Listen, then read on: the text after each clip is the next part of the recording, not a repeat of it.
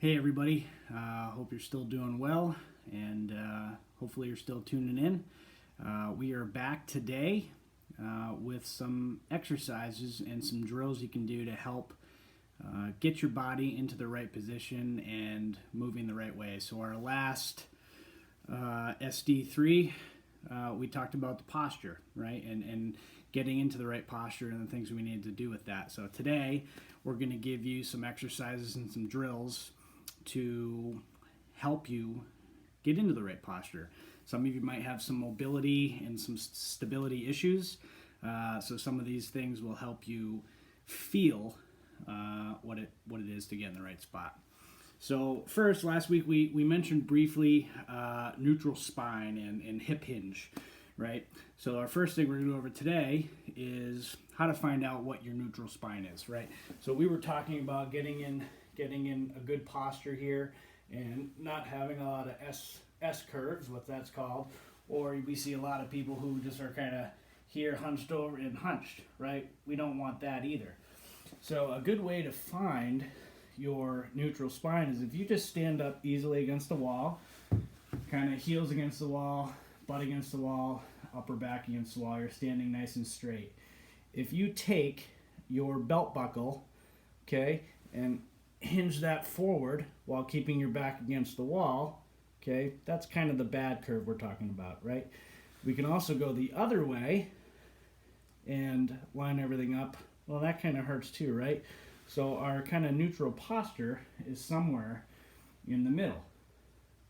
So we don't want to go this way, we don't want to go that way, somewhere in the middle. So you can find what that spot is and be able to understand what your neutral posture is. So hopefully that makes sense. That's just you can use your wall. Remember, butt against the wall, upper back against the wall, and then work on moving your pelvis, okay? And if you have trouble moving your pelvis, our next exercises will help you out. So bear with me while I move around here. So next is in our golf swing, when we're bent over, right? Well, hey Ben, why do I need to be able to do this? Okay? First, I want you to all kind of get in your natural setup, okay? Bend over. We've got our good posture, neutral spine, and all I want you to do is move belt buckle forward, move belt buckle back. Belt buckle forward, belt buckle back. Now you might laugh, think that's a little weird, but I'm sure in one direction you feel either some shaking or just lack of mobility. One way is harder than the other, okay? And what that means is your pelvis is having trouble moving, right? And what controls our pelvis? Well, it's our glutes, right? Our butt. And it's arguably the most important muscle in our golf swing. And most of us, because of our day-to-day activities, sit at a computer all day, sitting in this kind of position, right? Hips get tight, low back's tight, cores aren't strong enough, okay? So we recruit a whole bunch of muscles to do everything that our glutes are supposed to do, okay? So first, if we struggle this in here and you have any kind of shaking, okay, we need to work on our pelvic tilt, and now we're going to give you some exercise to work on that, okay? So for those of you that just have trouble bending from the hips in general, I'm going to use this block I have here as a sitting point. What you can do is, and you can use a chair, you can use anything you like, sit down, okay? And what we're going to do is we're going to try to just bend from the hips and push our butt back, okay? And I'm using the ground, right? And this is going to be something we're going to talk about down the road. I'm pushing into the ground to push my butt back, okay? Using my legs, and I'm getting connection with the ground to push my butt back and bend. Because notice, we're not just setting up to a golf ball like this. We need to bend over, right? So that butt goes back. So this is a great drill for anybody who's lacking mobility or stability standing up, has problems, you can sit down and still work on getting bent over, okay? For those of us that, you know, can get in the ground and move around a little bit, a great drill for getting your glutes and everything engaged is a bridge, okay? So if we lay on the ground, you're gonna lay flat on your back, all right? Heels on the ground, and then what we're gonna do is we're going to push up through our heels so our hips are high, right? Hips are high, back's against the ground. Now, if you're feeling pretty good doing that, I want you to take a leg, right leg, anchor it out, okay? Now, a lot of you might start feeling cramps in your hamstring, maybe your quad, all right? If that's the case, you're not using your glute to hold you in this position. This should be a pose that your butt, your glutes are in charge, okay? So venture off, go back down to the floor, push up, switch legs.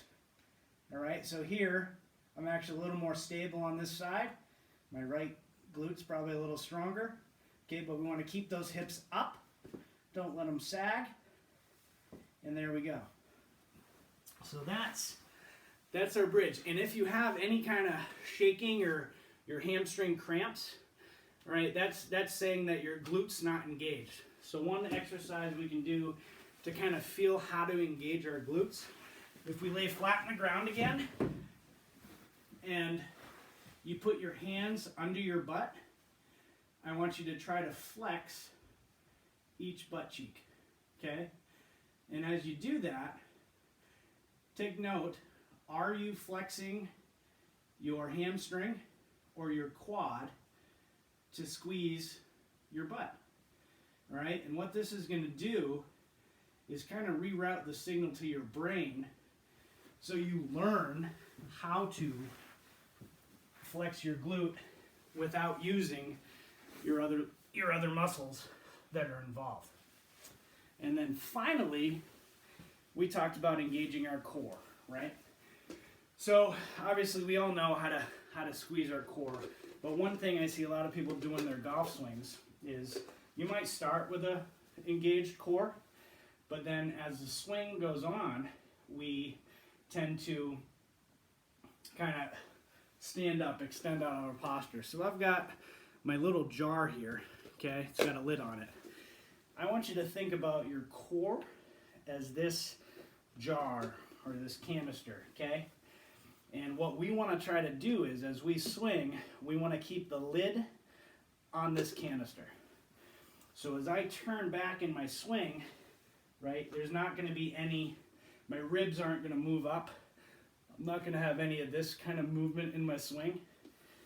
And I want to turn back and kind of keep that as centralized as I can.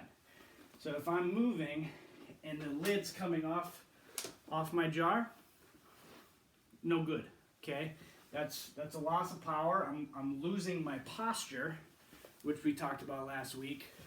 No longer am I in my nice spine angle, right? I'm losing it and getting to that bend that we don't want to be in.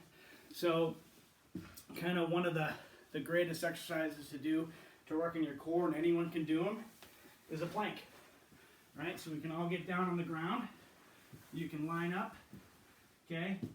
Dig your toes in, grip them in, heels here, and what I want you to do is push your butt up, right? So hips are high. Notice my back's pretty straight. Now we don't want to cheat and go way up here. We also don't want to sag, all right? Because sagging, that puts a lot of pressure on your lower back. So hips are high, we're here, and do that for as long as you can. And while you're in this position, think about that canister, right? Keep that core tight. Don't let your ribs open up, okay? That's the bad spot. We want that canister tight and holding on. So I hope these little drills and exercises, man, just from doing that I'm a little out of breath, makes sense to you. If you have any questions, let me know. And again, thanks for tuning in. We'll have a game coming to you next time. And stay safe, stay healthy, and we'll see you soon. Thanks.